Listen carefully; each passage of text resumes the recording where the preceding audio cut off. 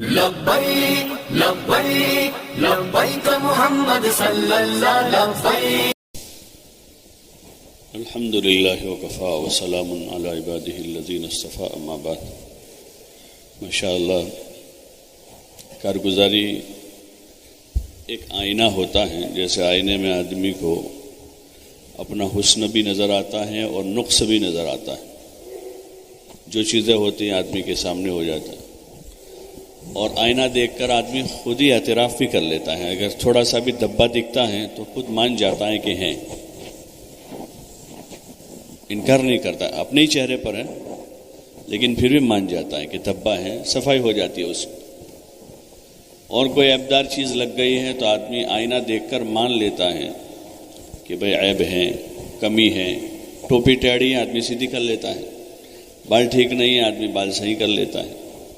اڑتا نہیں آئینے کے سامنے کہ تو غلط بتا رہا ہے. میرے چہرے پر دھبا ہو، میرے بال صحیح نہ ہو، میری ٹوپی ٹیڑھی ہو جاوے، آدمی اڑتا نہیں ہے. لیکن مجنون ہو، پاگل ہو، دیوانہ ہو، اس کو کتنا ہی آئینہ دکھا انہیں، وہ دیکھتا ہی رہے گا، اندر مسکرائے گا اور اسی حال پر راضی رہ جائے گا. یہ جو کارگزاری ہے اس سے خود ہی اندازہ آ جاتا ہے. اپنا حلقوں میں ہم جب بیٹھتے ہیں ماہانہ مشورے میں تو ہماری مسجد کی سطح ہم کو پتہ چلتی ہے.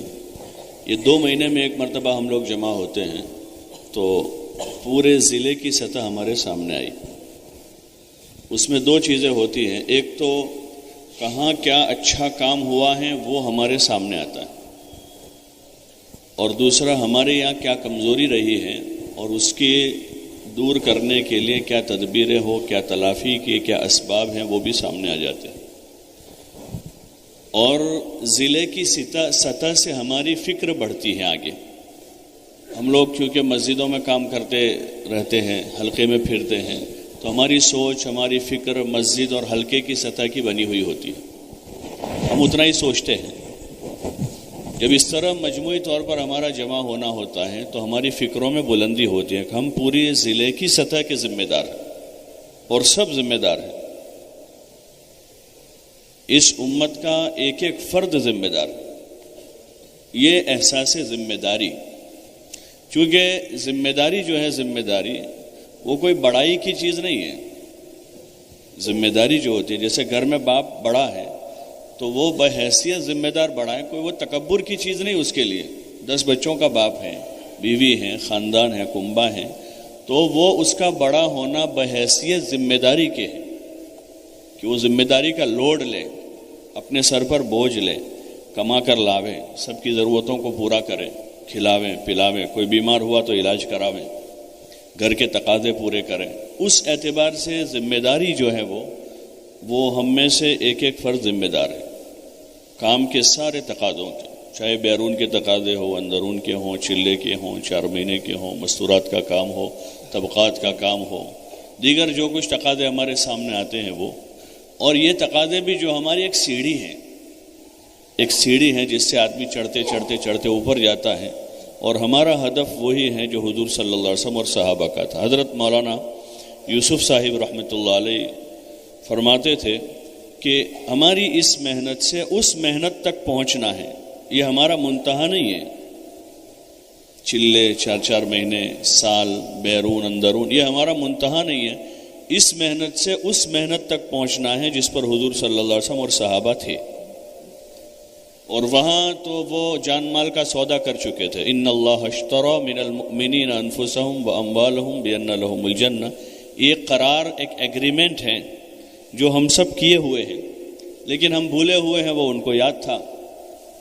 اللہ کی طرف سے قرار ہے، نہیں تو قیامت تک قرآن کی آیت بولتی ہی رہے گی، ہر زمانے میں بولے گی. ان اللہ اشتری من المؤمنین انفسهم واموالهم بان لهم الجنہ، کہ اللہ تعالیٰ نے مومنین کی جان کو اور مال کو جنت کے بدلے میں خرید لیا.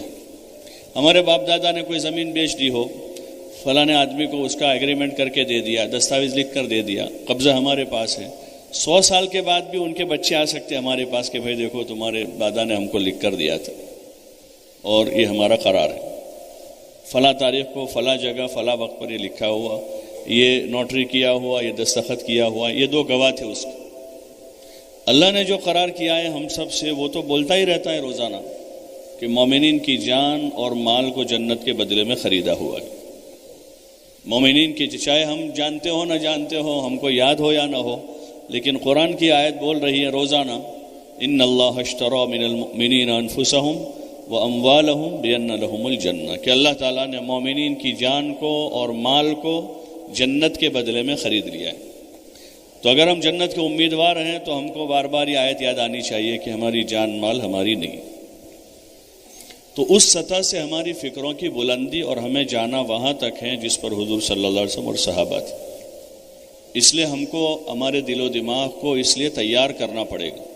سب سے پہلے انسانی دماغ جو ہے کسی چیز کو قبول کرتا ہے، سمجھتا ہے، پھر وہ بات دل میں جا کر اندر راسخ ہوتی.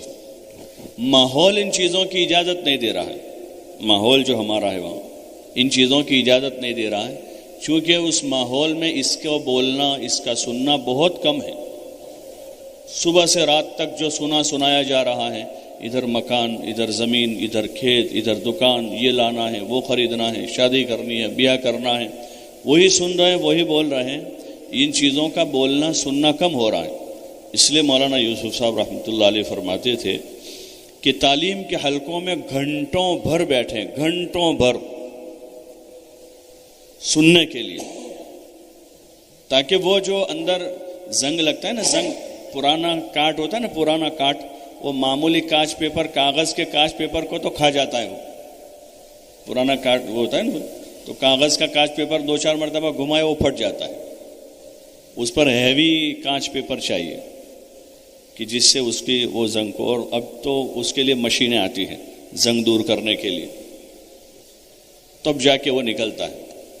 یہ جو ہمارے اوپر زنگ چڑھا ہے دلوں پر، دماغوں پر، مادے کا، دنیا کا، مال کا، چیزوں کا، زمینوں جاگیروں کا، کہ فقیر سے فقیر آدمی بھی جو ہے نا وہ اس کے پاس ہے نہیں، لیکن وہ لاکھوں کروڑوں کی باتیں پسند کرتا ہے. اس کے پاس ہے کچھ نہیں، لیکن باتیں بھی کم از کم وہ اتنی پسند، اس سے نیچے نہیں جاتا وہ، اور اسی میں انٹرسٹ آتا ہے. اور جنت کی باتوں میں، آخرت کی باتیں،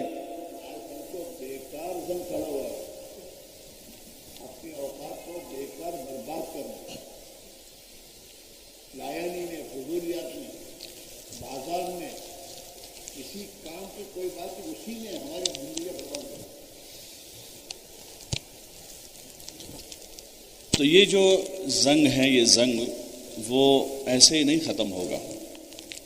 اس میں ہمیں اپنے کام کو بڑھانا پڑے گا. اور صرف ہمارا مسئلہ نہیں ہے، حضور صلی اللہ علیہ وسلم رحمت للعالمین تھے، رحمت للعالمین تھے.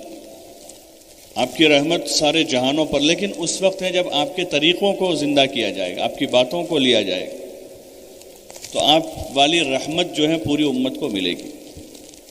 اور اس کے لیے ہم ذمہ دار ہیں. ہم میں سے ہر آدمی ہے، چاہے وہ اس سال تبلیغ میں لگا ہو یا 20 سال سے لگا ہو، 25 سال سے لگا ہو، ہم میں سے ہر آدمی اس حیثیت سے ذمہ دار ہیں.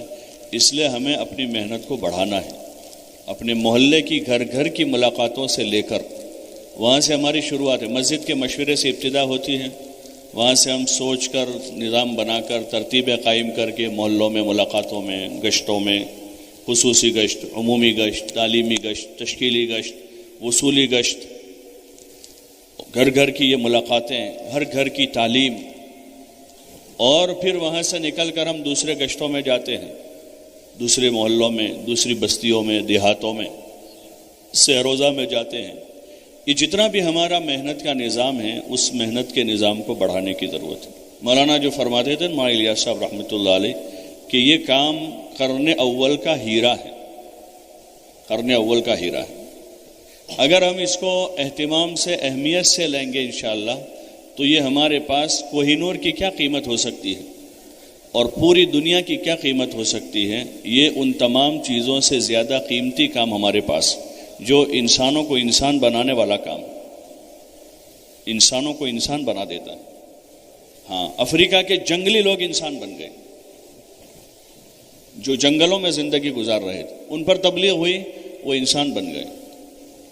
اور یورپ کے آوارہ لوگ، جن میں آوارگی اور عیاشی غالب تھی، وہ توبہ کر کے رجوع کر کے مسجدوں کے پابند بن گئے، اور وہاں کی وہ لڑکیاں جنہوں نے بچپن سے ہی کپڑا نہیں پہنا تھا وہ حجاب میں آ گئی، اور جہاں دور دراز تک علم کا کوئی نام و نشان نہیں تھا وہاں ادارے قائم ہو گئے، اور وہاں مقامی علماء تیار ہو گئے۔ جہاں صدیوں میں، پیچھے صدی، 2 صدیوں، 3 صدیوں تک اس مقام پر کوئی اہل علم نہیں تھا مقامی، وہاں اب ان کے افریقہ کے لوکل لوگوں میں علماء تیار ہو گئے، یورپ میں، فیجی میں، وہاں مقامی علماء تیار ہو گئے۔ یہ کشش، یہ جاذبیت، یہ تاثیر اس کام میں ہے۔ بس اتنا ہے کہ اس کو جو بزرگوں نے ہم کو ترتیب دی اس ترتیب پر کرنے کی ضرورت ہے، اور فکر سے لینے کی ضرورت۔ بے فکری کے ساتھ یہ کام نہیں چلتا، بلکہ بزرگوں سے سنتے ہیں کہ بے فکری داعی کی موت ہے۔ بے فکر اور مرا ہوا، ہم دیکھتے ہیں سست آدمی پڑا ہوا ہے، یہ زندہ لاش کہتے ہیں اس کو، کہ کچھ کرتا ہی نہیں، کھاتا پیتا سوتا رہتا ہے۔ اور ایک آدمی فکر مند ہے، دبلا پتلا ہے، بیمار ہے، لیکن حرکت کرتا ہے، کھیتی کرتا ہے، کماتا ہے، بچوں کی فکر کرتا ہے، بیوی بچوں کو پالتا ہے، محلے کے 2-4 کام کرتا ہے، حالانکہ بیمار ہے، کمزور ہے، بوڑھا ہے۔ بے فکری دائی کی موت ہے۔ ہماری جو روزانہ کا مشورہ وہ فکروں کو اجاگر کرنے کے لیے، ہماری فکروں میں بلندی آئے۔ ہمارے ہفتہ واری مشورے جو ہیں وہ روٹین کے نہیں ہیں۔ جیسے میں نے ابھی عرض کیا کہ باریہ والوں کی جو مثال دی کہ انہوں نے کچھ اپنے مشورے کو رخ پر ڈالا ہے، ان کا جو ہفتہ واری مشورہ ہے اس کو انہوں نے کچھ ترتیب پر رخ پر ڈالا ہے، تو ماشاءاللہ ان کی مسجدوں کے سارے ائمہ اور ان کے سارے ساتھی مل جل کر، عملہ تھوڑا ہے کام کرنے والے، پرانے ان کے پاس کم ہیں، ابھی بھی پورے باریہ میں ملا کر ان کے پاس کچھ 15 آدمی ایسے ہیں جو جماعت لے کر جا سکتے، پورے 10 مسجدوں کے 15 آدمی جو جماعت لے کر جا سکتے، اس سے زیادہ نہیں ہے۔ لیکن وہ ایک فکر ہو کر سارے امور کو لے رہے، اس کو سوچ رہے، تو اللہ تعالیٰ دھیرے دھیرے دھیرے آگے بڑھائیں، دیہاتوں میں، شہر میں، اور پورے کام کا ایک اچھا نظام تیار ہو رہا ہے۔ اس لیے گزارش ہے، پہلی جو کارگزاری ہم نے سنی ہے تو خود ہی کارگزاری سے ہم کو احساس ہوگا، لیکن اس وقت احساس ہوگا جب ہم اس کارگزاری میں ہم اپنی کمی کو تلاش کریں گے۔ دنیا بھر میں جتنے